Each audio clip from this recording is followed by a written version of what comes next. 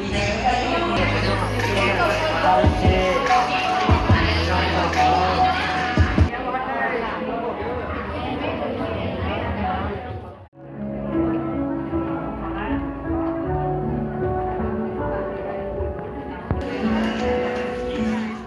ามีเป้าหมายแค่50 คนเนาะแต่วันนี้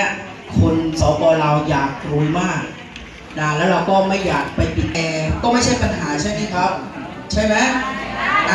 ผมเชื่อว่าหลายๆคนนะครับใกล้เสร็จแล้วล่ะให้เราเงยหน้าขึ้นครับนะครับตอนพักกลางวันหรือคืนนี้ยังไงเขียนได้ไหมเขียนแล้วมีความสุขไหม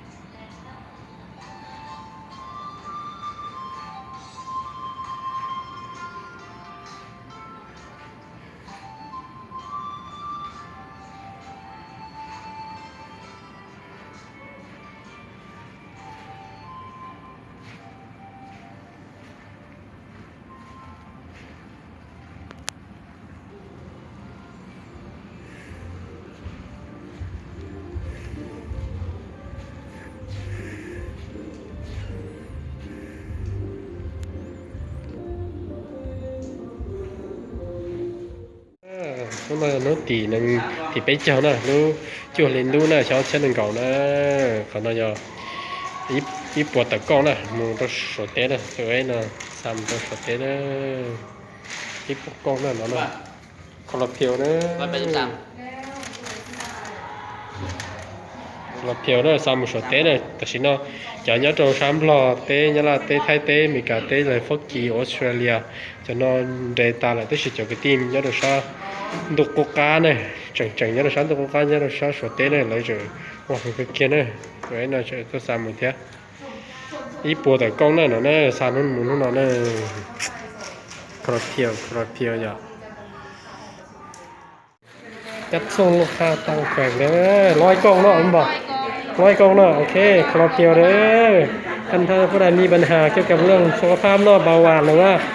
เป็นพยาธิเนาะข้อลำไส้หรือว่าเบาหวานหรือว่าเป็นมะเร็งหรือว่าเกี่ยวไข้หลังเนาะครอบเดียวช่วยได้เด้ออยู่ทางไหนเนาะหลวงพระบางเนาะโอเคจัดส่งไปหลวงพระบางเด้อ100 กล่องเนาะโอเคนิสัยเนาะหลวงพระบางเนาะมันพระโอเนาะโดยเอาขอบใจเด้อลูกค้าหลวงพระบางเนาะ100 กล่องเนาะวันนี้จัดส่งเนาะโดยเอาขอบใจ